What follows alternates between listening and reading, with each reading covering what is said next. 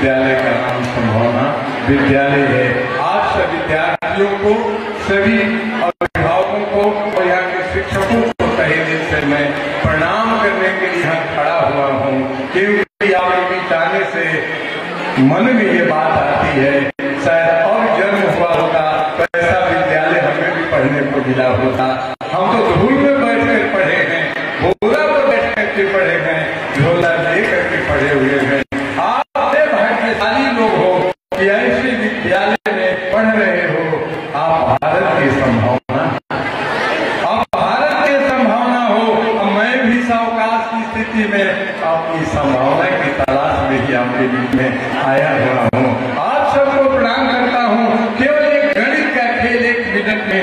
इस विद्यालय की स्थापना 1996 में हुई है। विद्यालय की स्थापना का 25वां वर्ष मना रहे हैं। ये बच्चे जरा जो कर देखो, 1 और 9 जोड़ेंगे तो कितना होगा? 10। 10 में 9 जोड़ेंगे तो कितना होगा? 19 में 6 जोड़ेंगे तो कितना होगा?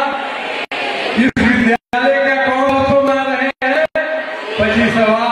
अब नीचे देखना, ये लिखा हुआ 26-27 सितंबर 2024। इसको भी जोड़ लो। 2 और 6 जोड़ेंगे तो कितना होगा? 8। 8 में 2 जोड़ेंगे तो कितना होगा? 10। 7 जोड़ेंगे तो कितना होगा? 17 में 2 जोड़ेंगे तो कितना होगा? 19 में 2 जोड़ेंगे तो कितना होगा? 21 में 4 जोड़ देंगे तो कितना होगा?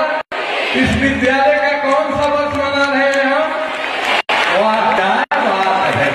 धन्य हो अर्चना, धन्य हो अर्चना। ये मैं देख रहा हूँ संभावना का मोटो। अज्ञान का अंधकार समाप्त हो रहा है। अज्ञान का एक नवीन सूर्योदय जग रहा है। कोई विचार किया है आपने? तेरे बाइक पर लगा हुआ है, ये अज्ञान का अंधकार आ रहा है।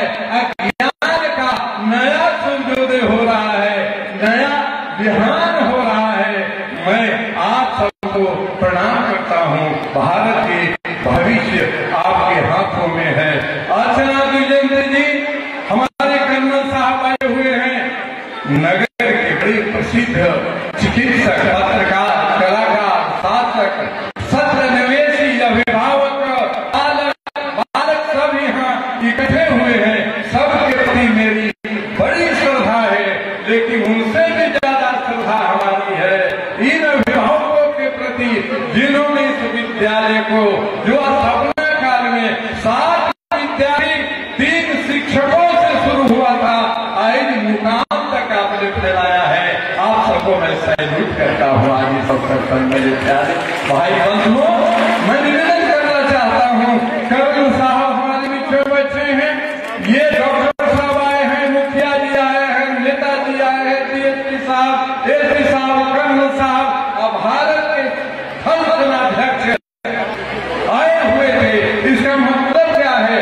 इसका मतलब है हमसे ज्यादा लोग गांव के जमीन पर धूल में बैठकर पढ़ने वाले लोग, तेरे जैसा गांव का रहने वाला आदमी भाई चांसलर बन सकता है, तो तुम इस विद्यालय में रख करके वहां तक नहीं पहुंच सकते हो क्या? थल सेनाध्यक्ष के प्रधान नहीं बन सकते हो क्या? तुम प्रधान चिकित्सक नहीं बन सकते हो क्या? अवश्य बनोगे तुम। सबसे पद संक्षेप में इतना ही कहना है, सब बनना, लेकिन अपने सनातन का संस्कार नहीं बनना, संस्कारवान बनना। वह संस्कारी बनो, बालकों का सहयोग हो।